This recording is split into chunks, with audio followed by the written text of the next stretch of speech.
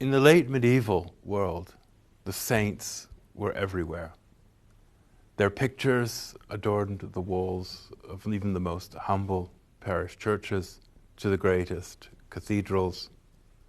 Their statues were to be found in churches, in public squares. They were venerated by people in their homes. They were the patrons of guilds, of villages, and they were seen as having particular intercessory powers because they had been very special people in this world with whom they associated miracles and lives of great virtue.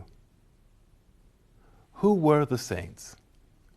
And what was their place in late medieval society?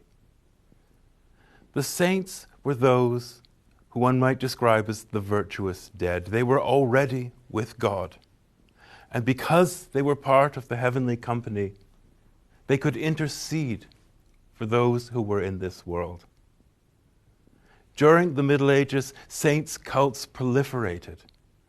Not only the famous ones about whom we will have something to say in a few moments, but local saints associated with local events.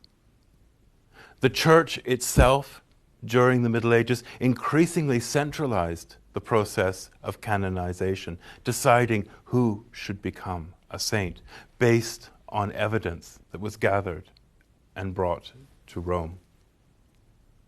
What did it mean to be a saint? A saint was a person with a story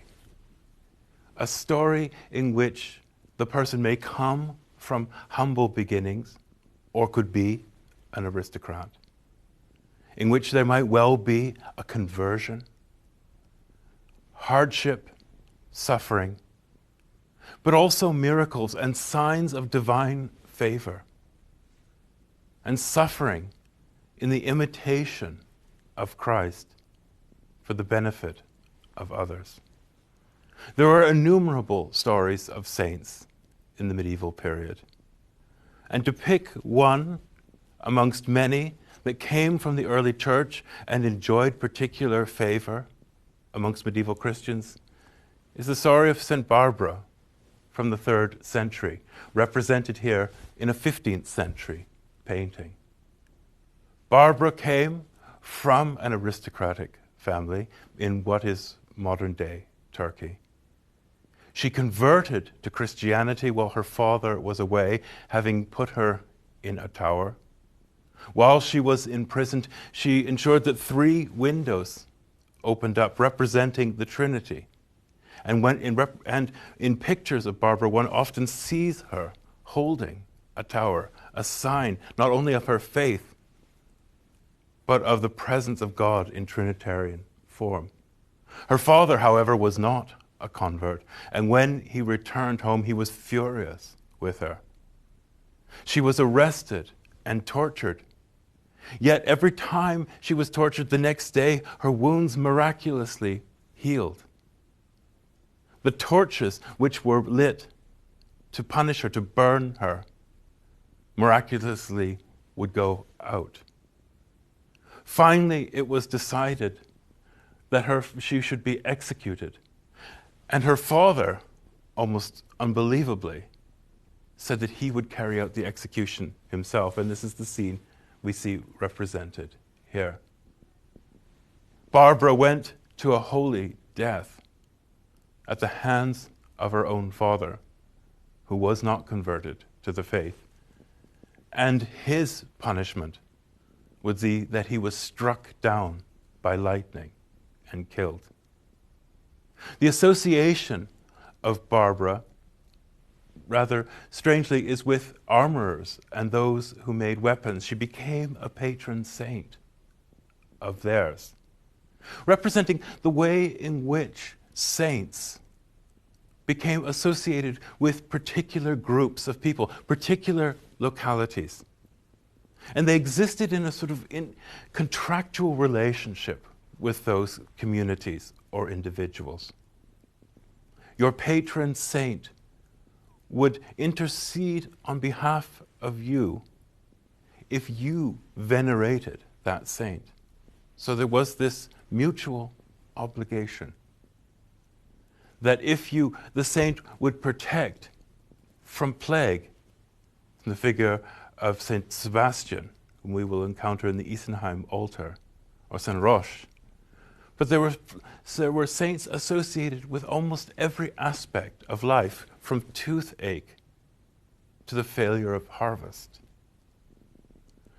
But saints also had a physical presence in the world.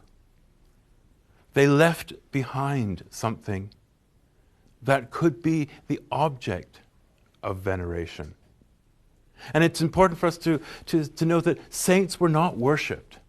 God alone is worshipped. Saints were venerated. They were honored for the lives that they had led, but they were honored for what God had done through them, not because of their own person. But their very body became an object of veneration.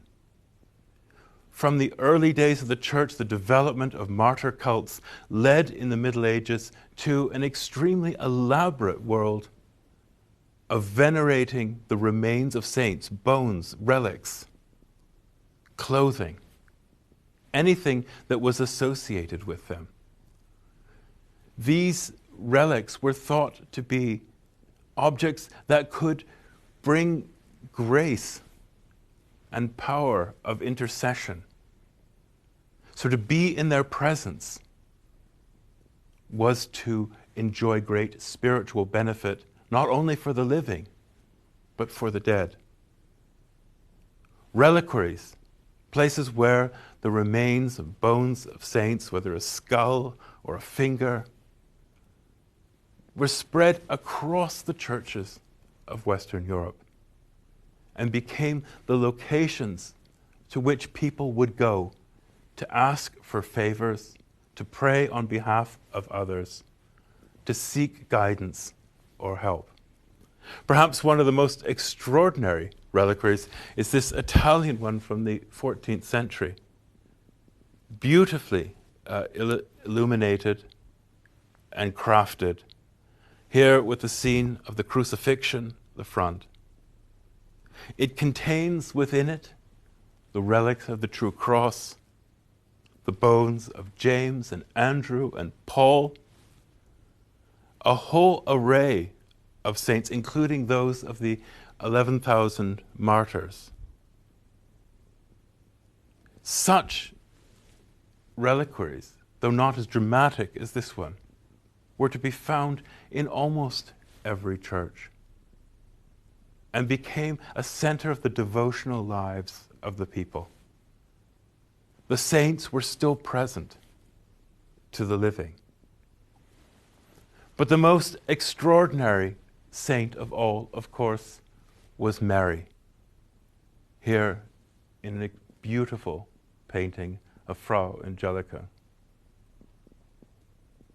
Mary was no ordinary saint. She was above all the other saints. Unlike the others, she left no physical remains behind, only certain clothing. She was, of course, the Mother of God, the supreme intercessor. And during the late Middle Ages, devotion to her cult grew and grew. Mary was the Queen of Heaven. She was a Lady of Sorrows. She had many titles. And Mary alone, in the Ave or the Salve Regina, was part of the liturgy and worship of the church.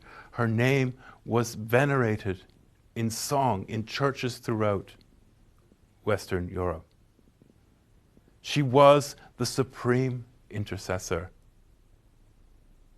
And her cult was expressed in art from the Book of Hours to forms of devotion, it's like the rosary, in pilgrimage, and in song. The saints were the dead who were very present in the world. They protected the living. They interceded for them.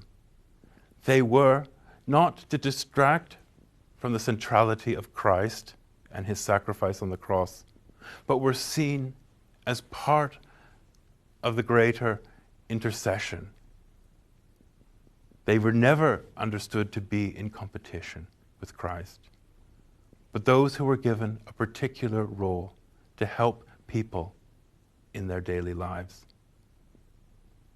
And as we shall see, one of the ways in which people most deeply expressed their veneration for the saints was by their willingness to travel great distances to pray before their special locations.